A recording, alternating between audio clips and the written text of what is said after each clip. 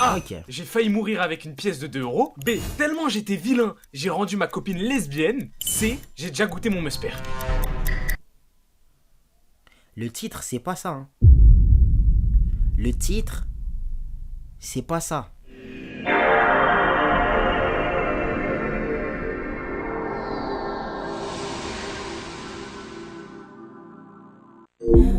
J'ai bossé, j'ai taffé dur comme un fou, mais à la fin j'étais perdu toi.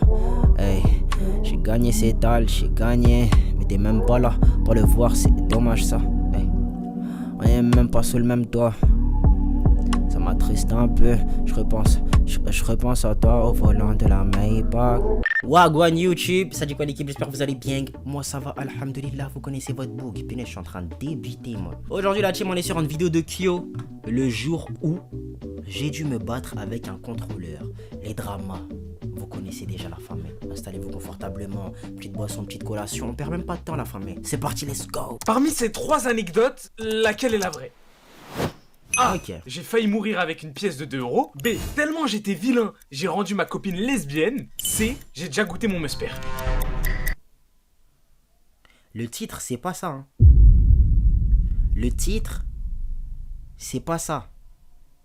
Mais on va quand même jouer le jeu. Je vais dire A. C'était la réponse A. Et Ok. aujourd'hui, tu l'auras Punaise. compris.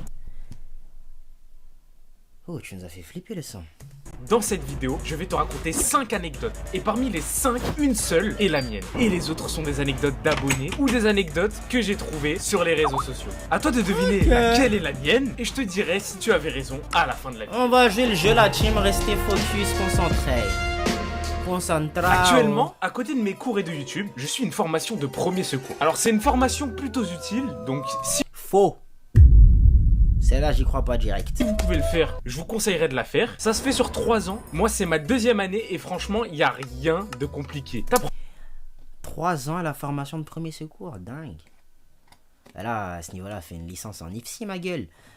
Moi, j'ai fait une petite formation premier secours, je crois que ça avait duré 1 semaine. J'ai tout oublié. Voilà, j'ai tout oublié. En tout cas, les détails importants, enfin les détails, je sais pas s'ils sont vraiment importants. En tout cas, les détails, je les ai oubliés. J'ai, voilà, massage cardiaque, je m'en souviens encore. PLS, je m'en souviens un peu. Bouche à bouche. Vous savez qu'il y avait des sachets spécial pour mettre sur la bouche des gens si vous n'avez pas envie de les embrasser pendant que vous leur faites un bouche à bouche. Il y a pas mal de monde qui pue de la gueule, voilà, vous n'avez pas envie de leur faire tous du bouche à bouche. Hein. Et si vraiment vous sentez que c'est hard, faites juste le massage cardiaque. Voilà. Renseignez-vous, voilà, dites pas que c'est Akil qui a dit. Faites plutôt vos recherches, faites des recherches poussées. Bref, on reprend la vidéo. prends juste les premiers gestes de secours à faire dans les situations complexes. Soyez très prudents. Et ça peut aider dans n'importe quelle situation. Et Bellec, en sauvant une meuf, il y a moyen que tu récupères un snap. Justement, Et en wesh, parlant de il pense sauver qu'à une ça. meuf, vient une journée où je suis parti au restaurant avec ma famille. Et on fait notre repas, tranquille, quand d'un coup, à la table juste à côté de nous, une femme qui mangeait avec ses copines s'étouffe avec un morceau de viande. Donc elle commence à s'agiter dans tous les sens. Celui-là, je m'en souviens. Celui-là, je m'en souviens. Je sais comment on le fait, je m'en souviens. Devient toute rouge et vire même au violet. Et donc moi, qui suis à la table juste à côté, je décide de venir lui porter secours. Parce que je précise, là, si personne l'aide, elle meurt instantanément. Et mourir à cause d'un bout de steak, c'est vraiment la honte. Donc voilà, je fais les gestes de premier secours, je me mets derrière elle, je place ma main gauche sur le haut de sa poitrine gauche, et avec la main droite, je mets des coups dans son dos pour faire en sorte que le bout de viande sorte de sa bouche. Et donc bien sûr, tu connais ton gars, le train de vie à Batman, j'ai réussi à lui faire cracher son bout de viande. Après ça, ses copines qui étaient en train de manger avec elle juste avant me remercient à sa place. Parce que à ce moment-là, je suppose qu'elle ne s'est pas encore remis de ses émotions. Bah ouais, je la comprends, quand une vache déjà morte a failli te tuer, tu remets un peu ta vie en question. Donc je décide de les laisser entre elles et de continuer mon repas avec ma famille. Et 2 semaines après, entre-temps, j'ai continué ma vie. Je m'en suis vanté de ce qui s'est passé, bien sûr. Tu connais Batman, je peux pas agir dans l'ombre si personne...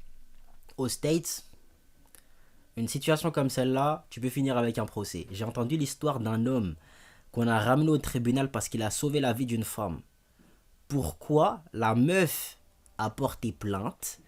Parce que, selon elle, il n'avait pas à la toucher. Elle allait se faire écraser par une voiture. Hein. Il lui a sauvé la vie. Si l'histoire est vraie, c'est une dinguerie. Et ça ne m'étonnerait pas des States. Parce que y en a, ils sont tellement fauchés. Toutes les occasions sont bonnes pour se faire des tales. Personne n'est au courant de mes bienfaits. Et un jour, on me ramène un courrier où il est écrit « Convocation au tribunal ». Les amis... Attouche-moi, c'est des délires comme ça, je suis sûr. Bon, l'histoire elle est fausse, elle est totalement fausse les gars. Une plainte déposée par la dame que j'ai sauvée pour agression sexuelle. Donc maintenant j'ai une question à vous poser, mec. Si vous êtes en danger et incapable de parler, que devons-nous faire? Vous aider ou bien vous laisser dans la merde? Enfin bref, anecdote suivante. Celle-là est clairement fausse, ça se joue entre les 4 dernières. Pour cette anecdote, j'étais avec 3 potes à moi. C'était vers la fin de l'année, en avril ou mai. On a donc décidé d'aller traîner vers Châtelet, histoire de faire quelque chose de notre journée. On s'est posé devant le Nike, assis, en train de discuter tranquillement. Et comme Châtelet, c'est un peu la ville Z de One Punch Man, t'as l'impression qu'il y a que des fléaux de niveau démon là-bas. Des mecs qui font des saltos, d'autres qui tournent des interviews. Lécher les 2 boules de mec. Des alcooliques, bref, que des trucs bizarres. À un moment, on discute, et là, une fille passe devant nous. Un missile, les gars. Encore mieux, le sosie de Neva. Je vous le jure. On commence donc à péter un câble. On peut pas laisser passer une meuf comme ça. Faut aller lui parler. Non, faut la laisser passer, c'est pas grave, il y a plein d'autres meufs. Faites de l'argent, c'est mieux. C'est obligatoire. Je décide donc de porter mes couilles et d'y aller, mais j'ai un problème les gars. Quand une meuf ne m'intéresse pas, je peux parler normalement avec elle. Ouais, timidité, normal. C'est fluide, rien de plus simple. Vite. Mais quand c'est une 10 sur 10, c'est fini. Je bégaye, je transpire, je perds toute mon aura. Et donc j'arrive devant elle, je tente le « Salut, ça va? Est-ce que je te dérange ?» Sauf que voilà ce qui sort réellement. « Eh, salut, ça va? Est-ce que catastrophique. Elle me regarde et dans ses yeux, j'ai vu qu'elle me voyait comme l'âne dans Shrek. Sauf que dans sa pupille, j'avais pas l'humour avec. En gros, elle me voyait juste comme un âne. Et dès que je commence à bégayer, elle me stoppe direct. Non mais je t'arrête tout de suite hein. Si tu veux mon snap, c'est impossible. Regarde comment t'es habillé. À ce moment-là, je deviens tout blanc. Je voulais répondre, mais avant même que je parle, une autre meuf passe. Je sais pas qui l'a invité dans la discussion et elle rajoute son grain de sel dans un repas déjà très bien épicé. Qu'est-ce que c'est salé? Et en plus t'es super moche hein. Comment tu oses lui parler? Mais qui t'a invité dans la discussion? Et là c'était trop. Une troisième meuf arrive comme si c'était une réunion ouverte et elle en rajoute une couche. Et en plus tu pues de la bouche hein. Je ne me suis jamais pris un tel pressing de toute ma vie. C'était une dinguerie. Cette histoire je l'ai toujours gardée pour moi, même en retournant voir mes gars. Je leur ai dit qu'elle m'a juste dit qu'elle avait un mec parce que sinon la session van ne se serait jamais arrêtée. Je pense pas que ce soit l'histoire vraie. Arrêtée. Mais elle est très probablement vraie, mais je pense pas que ce soit la sienne. Les gars, celle-là, j'en suis vraiment pas fier. Surtout, ne me prenez pas comme exemple. C'était un mercredi, je m'en souviens comme si c'était hier. J'étais parti aller payer mon permis de conduire parce qu'il fallait franchir un cap. Le bus, ça va 2 secondes. J'ai donc déboursé mes 2000 balles, en plusieurs fois bien sûr, parce que le compte en banque était un peu en France. Après avoir payé, en rentrant, avec ma petite pochette, je décide de prendre le bus, comme à mon habitude. Je monte tranquillement, et d'un coup, je vois une dame dans le bus courir pour valider son titre de transport. Au début, je comprends pas pourquoi elle court comme Usain Bolt. Puis je réalise, des contrôleurs viennent d'entrer par toutes les portes. Ils étaient au moins une quinzaine. J'ai jamais vu autant de contrôleurs pour un seul bus. La pauvre dame qui avait tapé son meilleur sprint, juste avant de valider, se fait arrêter. Le contrôleur lui dit mot pour mot, c'est trop tard, tu aurais dû valider avant. Et que maintenant, elle va devoir payer. Moi de mon côté, je vois la scène, je me dis pas que je vais jouer au super-héros. J'ai appris ma leçon la dernière fois. Les histoires qui se finissent devant le juge, c'est pas trop mon truc. Après avoir vu la scène, un des contrôleurs vient vers moi pour me tester. C'était un type plutôt sec, facile à provoquer. Moi je venais de claquer tout mon fric dans le permis. J'avais pas envie d'embrouille ni de perdre du temps avec un mec qui fait son taf en mode agressif.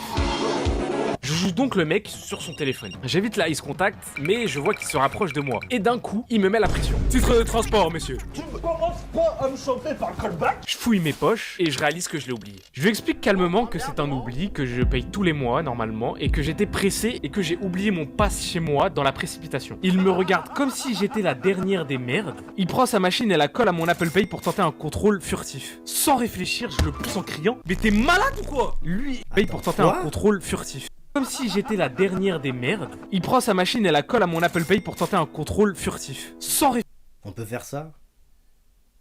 réfléchir, je le pousse en criant. Mais t'es malade ou quoi? Lui et 2 collègues me prennent alors par le bras en essayant de calmer le truc. Il me dit, monsieur, j'essaye de faire vite et de nous arranger tous les deux. Et moi, je continue à lui crier dessus. Et alors, tu mets pas ta merde comme ça sur mon téléphone? Il décide alors de me faire sortir parce que la situation dégénère. Il m'encercle avec 3 collègues et commence à me menacer. Qu'est-ce qu'il y a dans ta pochette? Il me semble qu'ils ont même pas le droit de faire ça. Hein.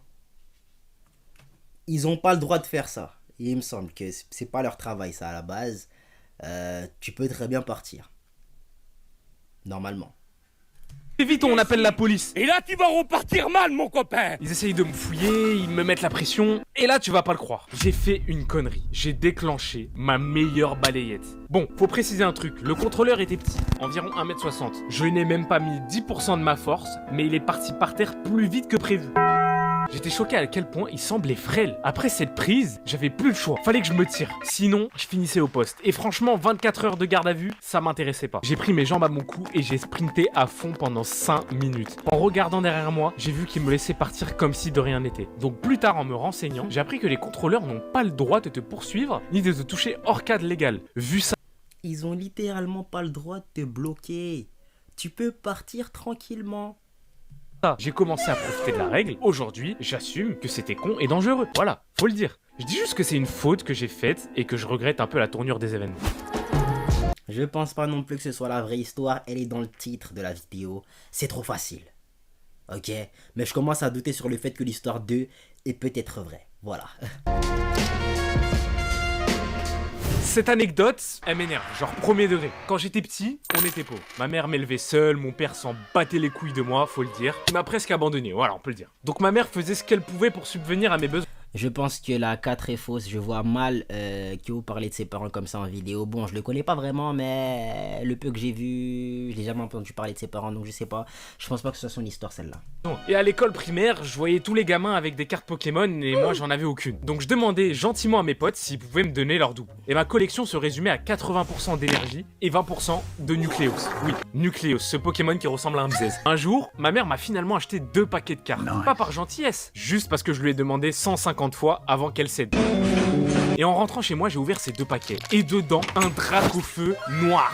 C'était la plus belle carte que j'avais jamais vue. Pour moi, elle valait plus que la retournée de Cristiano en Ligue des Champions 2018. Le lendemain, je suis allé la montrer à toute l'école primaire. J'étais le roi du pétrole. Tout le monde voulait me l'échanger. Pour moi, cette carte était sacrée. Si je devais la donner, ce serait seulement à ma mère ou à Dieu. Personne d'autre on n'y lui a toucherait. volé la Mais carte. bon, par la suite, comme dit un vieux proverbe algérien, le singe perché dans le baobab qui écoute la parole du renard finit toujours par se faire avoir. Et ce proverbe, plus tard, j'ai fini par le comprendre. Mon cousin, qui avait 1 an de plus que moi et qui était dans la même école primaire que moi, avait entendu parler de ma carte. Donc il est venu voir le butin. Sauf qu'il n'était pas seul. Il était avec un pote à lui, un vrai scammer. J'ai répété 1000 fois que la carte m'appartenait et que je ne l'échangerais pas. Mais son ami avait tout prévu. Il sort une pile d'une 30aine de cartes, certaines brillantes, et me propose d'échanger tout ça contre ma seule carte.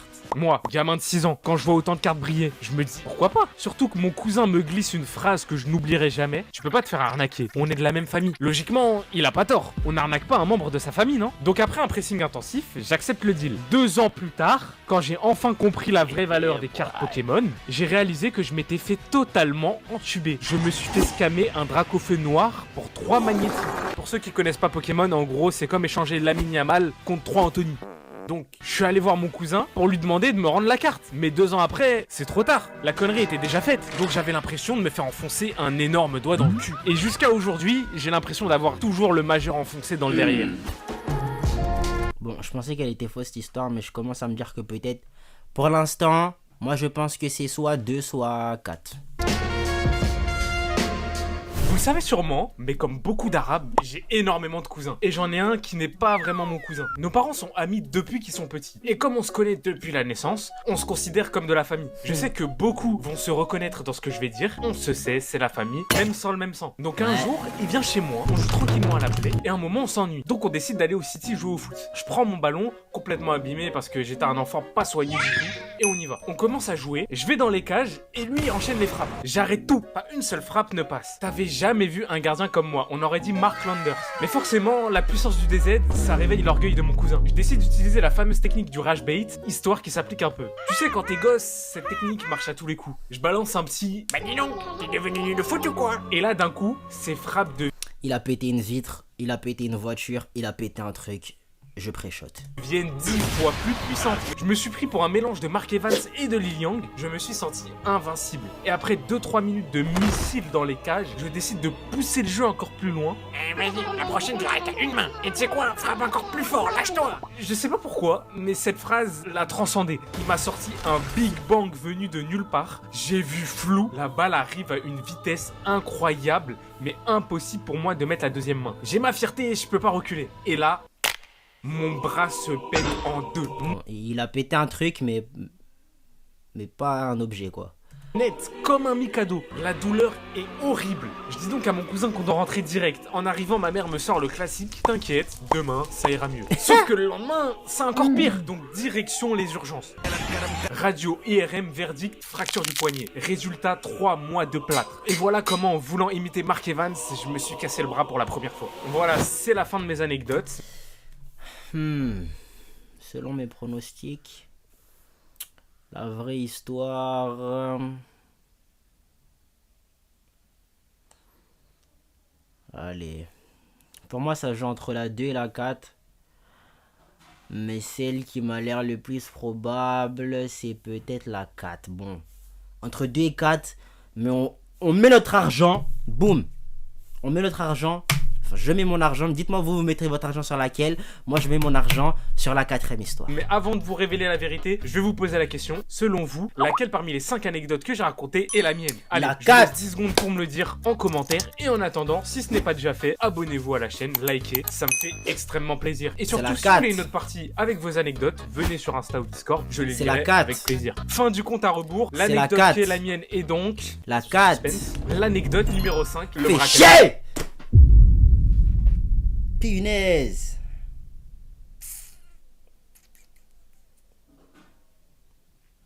On était à côté, bon, pas grave. Et voilà la team. Vous me direz ce que vous en avez pensé dans les commentaires. Mais on se dit à la prochaine. Pour la prochaine, vous savez quoi faire pour donner la force. Ciao les nazes. Double ciao, ça faisait longtemps celui-là. Double ciao. Je repense à toi au volant de la Maybach. Hey. Je pensais qu'on serait à deux à l'arrière de la Maybach. Hey. Je pensais qu'on roulerait à fond dans la Maybach. Hey, hey, vas-y, fais ton comeback. Fais ton comeback. Vas-y, fais ton comeback. Hey, fais ton comeback. Baby, s'il te plaît, fais ton comeback. Hey, fais ton comeback. Baby.